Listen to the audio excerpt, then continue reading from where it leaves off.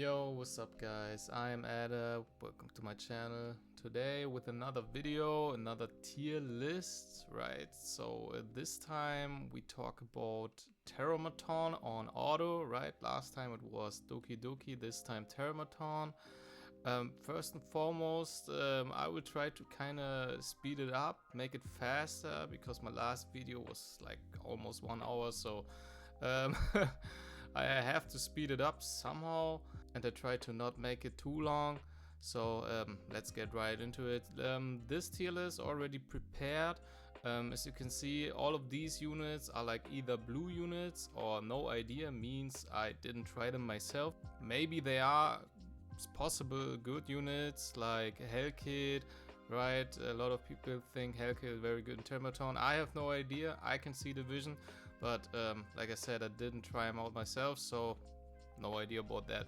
So let's talk about the healer. In C tier we only have one healer, that's Dorothy. Simply put, Dorothy is a tech-based healer. Her healing throughput is very good because of that, but because she's kind of squishy, because of that, she will die pretty fast in Terramaton, so that's why she's kind of meh and only in C tier. That's for C tier. In B tier we have Selens.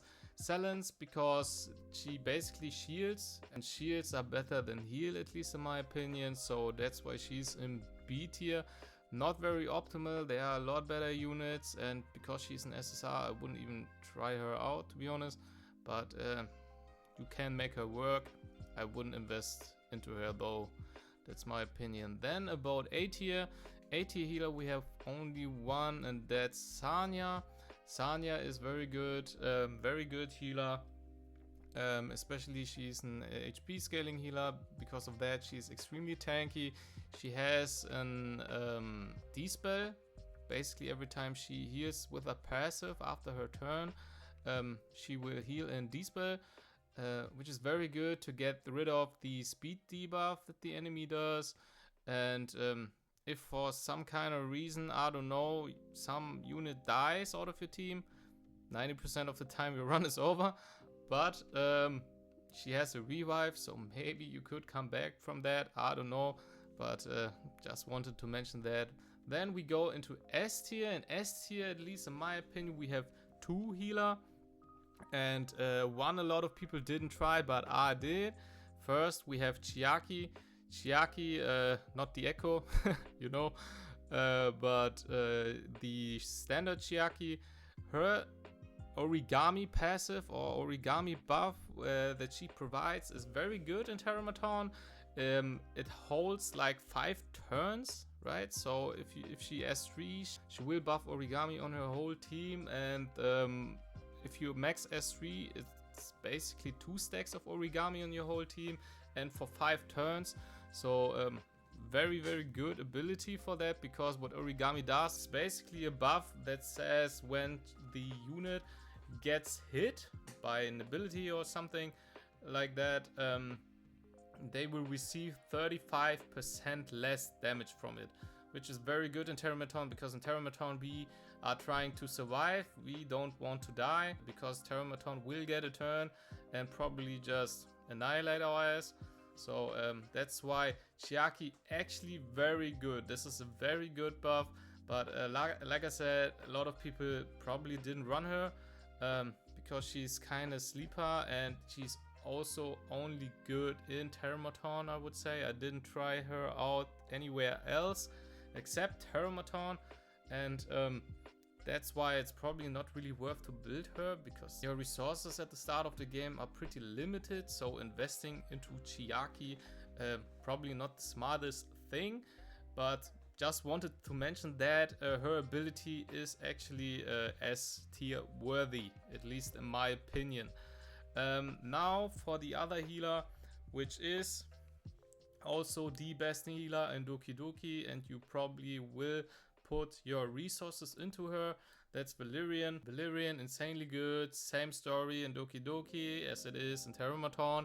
She will start with her sleep, with her hazy dream. If you got her S3 maxed, which you should do, because of that, a lot of shields for your team, extremely good ability. If one of your units is about to die, she will wake up and basically prevent it like a cheat death. insanely good in Terramaton. We don't want to die in Terramaton. Crazy ability on S2, invincibility and hot AoE for your whole team. Also insanely good because, like I said, we don't want to die, and she will invincibility buff always the unit with the lowest HP, which is very good in AI, right? That's basically Valerian on AI, and she's insanely good, right? So probably don't bother with Chiaki, like, let's be real, because Valerian already has more value because she's the best healer in Terramaton and the best healer in Doki Doki. But like I said, I just wanted to mention Chiaki. Don't really build her, I'll be honest, go for Valerian. But yeah, that's basically it about Valerian, and we are already done with the healers. Now let's talk about the supports. Supports, we don't have anybody in C tier actually, but we have 2 in B tier, and let me find them. Yeah, right. So in B tier we have Turandot. Turandot probably, I assume, is designed for Terramaton. At least her kit looks like it. Problem on AI, she will S3 first, which is bad. You want to S2 with her first to get rid of the defense buff of the Terramaton, and on Inferno it will be an immunity buff instead, which you have to get rid of. Very important, same story like in Aurora, right? You want to get the immunity buff off the boss, and Turandot on AI won't use S2. She will S3, and that's very bad. That's why she's only in B tier on AI, and that's for her. Then we have the next unit. We have number 41 in B tier, because Chiaki the Echo is basically the better number 41, right? And Chiaki the Echo isn't the best in Terramaton actually, but she is still tier A. So because Chiaki the Echo is in tier A, number 41 has to be in tier B, at least in my opinion. That's why she is in tier B. Then next we are talking about the tier A for support. And tier A we have, like I said, Chiaki the Echo. Chiaki the Echo is insanely strong in Doki Doki and very good in Terramaton, right? But she is not optimal. You have a lot of better supports in Terramaton. However, the thing is about those units, they are all SSR units, right? So Chiaki the Echo has actually the upper hand, because in that case she is only an SR unit and easier to build. So actually a very good unit and easier to build, like I said. So that's why Chiaki the Echo in A tier. Then we are talking about Kazami Kazuyo, and a lot of people probably don't know her, but Kazami Kazuyo, actually a very good unit. You have to speed tune her to be basically the last in the turn order of your team, so she will like reset or basically give the cooldown reduction for 1 turn on every ability for your whole team. That's why you want her to be the last unit in the turn order, and she will also provide a speed buff at the same time on the same ability. And on top of that, she has a dispel on S2, which is very needed, which is very good for Terramaton. But the thing is about Kazami Kazuyo, same issue like Chiaki and S tier. She is only very good in Terramaton, at least I would say. I tried her only in Terramaton. I didn't try her in Aurora. So that's the other thing about her. But I wouldn't really try to build her, to be honest, because we already have like Chiaki the Echo in A tier, and because Chiaki is insanely good in Doki Doki and very good in Terramaton, I wouldn't bother building Kazami Kazuyo. At least that's my opinion about her. And then we have a sleeper, at least in my opinion, and that's Veronica. Veronica is actually very good in Terramaton, because the thing about Veronica is she will S3 on the boss first, right? And the S3 is a steal, because she will steal the defense buff, or in Inferno the immunity buff. And because we still have this kind of weird functionality or weird interaction for accuracy and resistance. It seems like the activation chance on those abilities is increased by accuracy.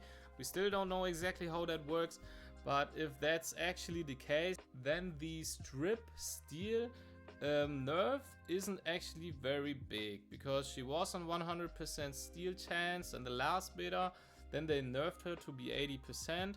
Now if we actually can increase that to almost 100% through accuracy, it's insanely good. She also provides shield on S2, which is also very good, and because of her passive she will get a lot of turn meter, and therefore she will cycle through her S3 and S2 quite fast.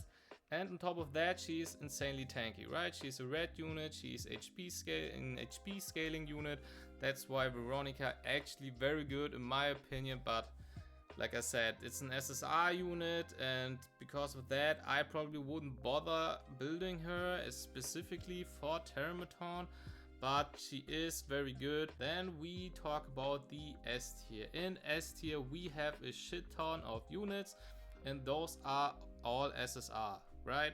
So let's begin with the first one, that's Freya. Freya, insanely strong in Terramaton. Her nightmare buff is what we need in Terramaton, because I don't know if you actually played Terramaton, but the thing about Terramaton is you basically don't want to die. You want to kill Terramaton as fast as possible, because Terramaton is a scaling boss, so he will become stronger every time he gets a turn. And yeah, like I said, you don't want to fight him for too long because of that, because if he kills a unit, he will get another turn and probably one-shot your ass. That's why Nightmare insanely strong. Her passive ability like pushback and turn meter push for the team is also very good, especially when you pair her up with debuff units like Marvell or Claws. Those units are also very good with her, and Heinrich also insanely good with her, right? So Freya, like I said, attack buff, nightmare buff, has defense to survive, gives you the debuff prevention like the pseudo immunity, right? Everything that we want for Terramaton is what Freya provides. That's why Freya is in S tier, at least in my opinion. Then next SSR unit is Beyonton. Beyonton, insanely broken with DPS units, with the strategy in mind to basically one-shot Terramaton, right? We had a lot of one-shot teams in Terramaton on the leaderboard, working with Victor, working with Chloris, working with Lian, and all in combination, and most of them were running a Beyonton, because Beyonton is kinda cracked in that regard. She provides an attack buff, she provides some crit damage buff, actually very unique if you think about it. Then she is also a revive unit. We hope we don't die or any unit of ours dies. But the same thing goes for Sanya, right? That's why still something I wanted to mention, right? That's why actually quite a decent skill. Then the S2 of Beyonton, providing the cooldown reduction for your units, right? Also very good ability from Beyonton. That's why, like I said, if you're going for one shot, if you're going for the insanely fast runs, Beyonton actually a very strong unit. Yeah, so that's for Beyonton. Next, and those are insanely hard to get. The next supports are first Lily, and the next support is Doki Doki. So first, let's talk about Lily. So Lily isn't actually S tier for Doki Doki, like I said in my last tier, because those turn meter pushes aren't very good, like messing up the whole turn order in your team isn't the best in Doki Doki. However, that's basically a whole other story when we are talking about Terramaton. In Terramaton, pushbacking the boss, getting a shit ton of turns, and basically providing your DPS and skill cooldown reduction and follow up gives you the DPS that you actually need for Terramaton, right? Lily is crazy strong in Terramaton. Her S2 is what she starts with in AI, which is very good. She will basically trick party or whatever the buff is. She will link herself to the highest attack unit, and therefore your DPS will actually assist every time Lily auto attacks, which is very good. So free DPS. Then we get, like I said, the speed buff from S2 for your team, so making your team faster, getting more turns in, also very strong. Then S3, which basically resets the cooldown of your DPS, also crazy broken. Like I said, Lily is insanely good in Terramaton. If you get a Lily on live release, build her ass up as fast as possible, because she makes life in Terramaton so much easier, right? So that's for Lily. Then Doki Doki, and I had Doki Doki myself. I tried Doki Doki in Terramaton on auto, and she is very, very strong. What Doki Doki does on AI is basically she goes for S3, you make her as fast as possible. She will instantly push your whole team in front of the boss, right? And then she will basically give herself backup and give everybody her own speed, damage, buff, whatever that is. Something like data link, I don't know what the name was. Now, basically backup, very strong buff, because the boss, every time he gets the turn and casts his AoE beam, whatever this ability is called, and those beams will speed debuff you. But because of backup, basically you Doki Doki will remove it instantly, which is insanely good, making your team very resilient to speed debuff, and because of that you won't lose a lot of turns. Then her S2, crazy, insanely broken, at least in my opinion, for Terramaton.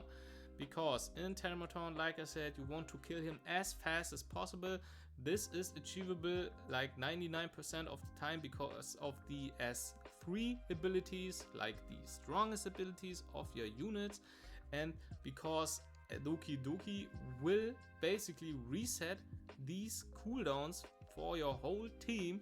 It's basically like simulating the first turn, right? So your second turn with Doki Doki makes it basically like the first turn, and the first turn is most of the time actually the strongest turn for 99% of the teams, right? A lot of units don't have to ramp up most of the time to DPS or maximize DPS, and like I said, Doki Doki will reset everything and everybody, which is very, very, very good in Terramaton. Okay, now let me actually clean this tier list a little bit up for you. So let's say like the left side is like the stronger option to the right side. Now let's talk about Sub-DPS and debuffer. In C tier, Kazuyu the Reverie. Kazuyu the Reverie, we are using her in Doki Doki, but she isn't very good in Terramaton. Takedown only won't save you the day, so she is in C tier and kinda meh. You have a lot of better options, so I wouldn't run her. Next in B tier we have Rahu and we have Lilith. Lilith is here. So Rahu better than Lilith in my opinion, but the issue with Rahu is he gives you like defense up, which is very good to survive. However, you don't actually want to run Terramaton too long, right? Rahu is a scaling DPS. He is a green unit, therefore he is missing the 15% damage buff to actually outshine other units. But like I said, we want to run Terramaton as fast as possible, and Rahu, because he's a scaling unit, he's a tanky defense unit, that's why he is in B tier and he is only eyed, right? So that's about Rahu. Okay, then about Lilith. Lilith's quite decent because of the 100% pushback. If you have maxed her ass, she is quite tanky, she does some decent damage. I would say she is at least better than Kazuyu the Reverie, but I wouldn't actually try her or really play her in Terramaton. I mean, I did try her out in Terramaton, but she wasn't very optimal, right? So I wouldn't actually run her in Terramaton. That's why she is in B tier. Then next we are actually talking about real units, and the first A tier unit in Sub-DPS is Grey. Gray, very strong. Actually, we are coming from Doki Doki, so he's already built, or at least in my opinion, you should build him, right? Gives you crit buff, provides defense down on the enemies, has a turn meter push for himself on S1, and does quite good damage. But however, he is a green unit, so he doesn't get the 15% damage increase on Terramaton, so he's missing a lot of damage. That's why only in A tier for me. Then next, and that's probably something a lot of people didn't even try because they didn't get the chance for it, but A tier is Fangus, and Fangus only in dot, right? If you have Dark Sanya, right? If you got Dark Sanya, then Fangus is actually very, very good in Terramaton. So the thing is, in Terramaton, if you have the right team, that's why he's also in A tier because of Needs team. If you have the right dot team in Terramaton, it can actually work very well, right? So if you have like Fangus, and that's basically why I have still Obel here, even though he is a blue unit, right?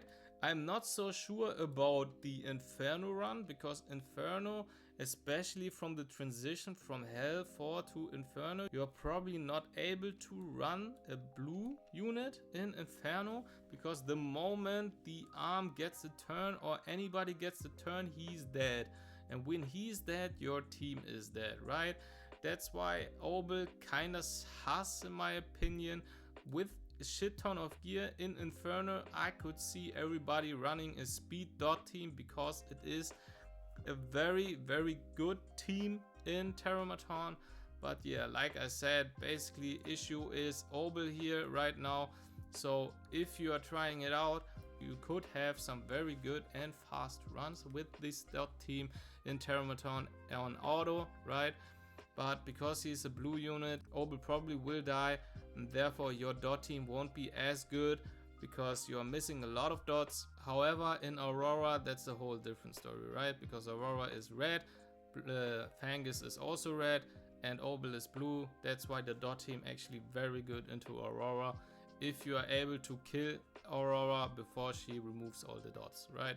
That's also it for the A tier. Now let's talk about the S tier. And in S tier, we have by far the best sub-DPS, in my opinion, is Heinrich. Heinrich, insanely crazy strong broken in Terramaton. He removes the defense up instantly. He will remove the immunity buff on Inferno instantly. He does very good damage. He provides crit damage and crit buff to your team because of his unique debuff. He himself does actually very good damage. So Heinrich, actually the best sub DPS for Terramaton, at least in my opinion. The next best sub DPS is Dinah.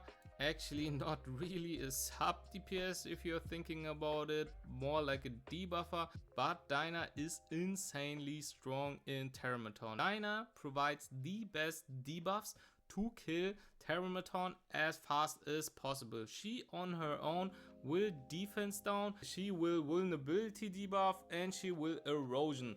And all of those three debuffs are insanely strong. Especially when you pair her up with a DPS comp and Beyontin and Victor and Chloris and so on. Basically, you will one-shot this boss without any kind of problem.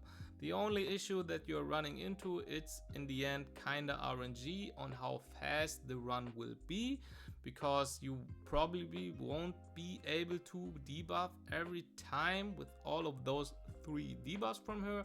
So that's why on AI you will have some unlucky runs where you are missing damage because she's not hitting her debuffs, right? But at the end, Dinah is still the best when it comes down to those debuffs and the damage it provides for your team, right? That's why Dinah is in S tier. Next in line is basically Claws.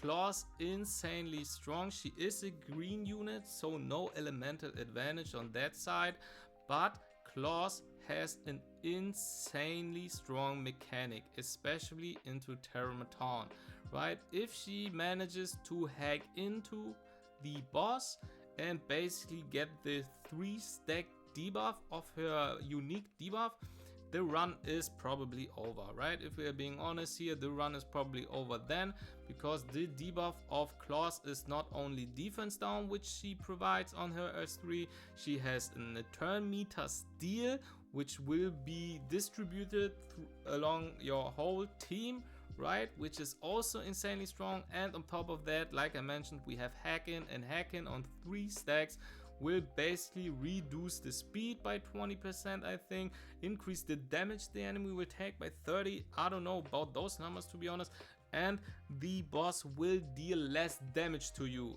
and that's all only through Hack-In, right? So Hack-In is an insanely strong ability and makes this run insanely safe in AI. So I probably would run Claws over Dinah, because like I said, Dinah is quite RNG, because if she doesn't hit all of those debuffs, your DPS will be a lot worse. Then the king, the best, not even in comparison to the other debuffers, and that's Marvell. Marvell in front of Heinrich, because Marvell is the best debuffer in Terramaton. Marvell on his own with S3 max and S1 max will probably clear this dungeon almost on his own, right? Marvell against Terramaton is insanely strong. He will turn meter, push back all of the arms, including the boss. He will speed down, he will decrease the effect resistance, so your units are hitting their debuffs a lot easier. He has an insanely strong pushback on S1, so Marvell on his own, by far, not even in comparison, the best debuffer in Terramaton. Now let's talk about the DPS. On B tier, nobody in C tier. On B tier is Wilmoka. Wilmoka is a very strong unit, but she is missing 15% damage. That's why already kinda sus, if we are being honest here. Then the chance for her to one-shotting one of the arms to splash damage on 100%, also very unlikely. Her S2 is a very strong execute ability, however it is an AoE, and because of that the multiplier on this ability is on the lower end, right? Because they have to somehow balance it. They can't give a very strong, a very high multiplier on an AoE execute ability, right?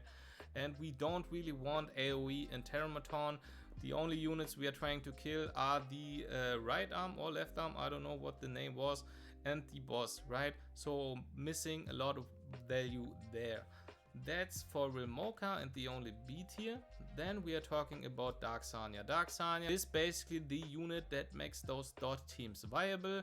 If you get a Dark Sanya, the dot teams will be probably insanely busted in late game, especially an Inferno, right? Because you get all the gear, you got all the speed, you got all the accuracy, you have every unit max and so on. So probably in absolute late game, Dark Sanya and dot team basically in general will probably dominate. Not sure about that, but like I said, she is the reason why dot works. However, because Dark Sanya is team dependent, she needs units that dot for her, because she won't be fast enough to put a lot of dots on her own. She needs other unit, and this is basically Fangus, and the other dot user is Obel. But Obel is a blue unit, I already talked about him, and we don't want to run blue units, especially not in the transition from Hell to Inferno, because Obel will probably die 24/7 and we will die because of him. So that's basically about Dark Sanya. Next is D-Ting. D-Ting, in my opinion, very strong unit, insanely busted when it comes down to a single target, so don't sleep on him. But the reason why I put him in A tier is because Victor is in S tier. And Victor is, in my opinion, better than D-Ting. Because Victor is basically D-Ting with a little bit less damage, I would say. However, if you build Victor in Revelation, and because of the shields he gets and the increased damage reduction he has, Victor is basically a tankier bruiser type DPS that does almost or maybe even more because of Revelation than D-Ting, right? So that's why D-Ting is an A tier. Next unit is Messiah. Messiah is an A unit, probably DPS wise, I would say like this. Messiah problem is he is very team dependent. He needs somebody like Lily to get those resets, right? And on top of that, because his nuke is AoE, and like I said, we don't actually want a lot of AoE in this Terramaton fight. We only want like 2 target cleave to get rid of one of the arm, and then we just want to single target the boss, right? That's why Messiah isn't like the best. He needs team support. He needs somebody like Lily that gives him those assist attacks, right? And that's why Messiah is basically in A tier. Now let's talk about the S tier, and we have 3 units in S tier. Those are Chloris, Lian, and Victor. And I would say Chloris is the best, then Victor is the next in line, and then Lian is the worst of all of them. Now let's talk about Lian. Lian is insanely strong because of her turn steal. We will basically get a lot of resources for her for free, so it's very easy for us to build her. And she does very strong damage when she has a lot of buffs on her. But the main issue that I see is that her abilities are kinda AoE / random. Like I said, we don't actually want AoE, we want 2 target cleaves, so she already loses like 33% of value because she's hitting a unit that she shouldn't actually hit, because we don't care about it. And the next thing is her S2 is insanely random. And that's why Lian is the worst out of those 3. And but like I said, because of this turn steal, which is very good, and the damage output she has through all those buff increases, she is still S tier, right? That's for Lian. Then the next, and probably a lot of people saw him in the leaderboard, is Victor. Victor is a dark unit, therefore he has no elemental disadvantage. However, he also is missing the elemental advantage on the Terramaton fight. However, if you are checking out all of the Victor runs into Terramaton, he is still hitting like a truck. Victor, with the right team, with the right buffs like Beyondin, attack buff and so on, does a shit ton of damage. He does a shit ton of damage. But the thing is, like I said, he's missing the 15% damage increase, and because of that, he is still only the second best DPS in my opinion. At the end, you can run 2 DPS and therefore run somebody like Chloris and Victor, but if you're running him as the only DPS, he is still missing those 15%. So now let's come to the best DPS and Terramaton, and that is Chloris. Chloris is basically like Victor, however he is a red unit, so he will get 15% damage on top. Then his S3 is a crazy nuke, does a shit ton of damage and becomes even better every time he uses his S3. So that's a very strong point for Chloris to be the best DPS. And on top of that, he has a very unique debuff on his S2, and I think the name was like chain lock or chain block, I don't know, but what it does is basically increase the damage that the boss gets from Chloris by like 30 or 25%. I'm not sure about the numbers, but because of that, Chloris will hit like a truck. If you basically killed the first arm and you're focusing the boss, if the boss has like defense down, erosion, vulnerability and the chain lock on Chloris, on top of that Chloris with maybe crit damage buff and attack buff from Beyondin, he will annihilate Terramaton. In my opinion, the best single target DPS for Terramaton. Yeah, so basically that's it for the tier list. That's my tier list for Terramaton. I will come up with another tier list for Aurora, but that's basically it. I hope you enjoyed. I tried to make it a little faster than my Doki Doki tier list, so you don't have to watch a 1 hour video. So that's it for the video. I hope you enjoyed it. I hope you learned something. If you have any questions, just ask them in the comment section below. On a side note, on the live release, I will stream this game. I will play through this game 24/7. I even took vacation for it because I'm addicted. I don't know what I was thinking there. But yeah, that's it for the video. Have a nice day and thank you for watching. See you on my next video. Bye.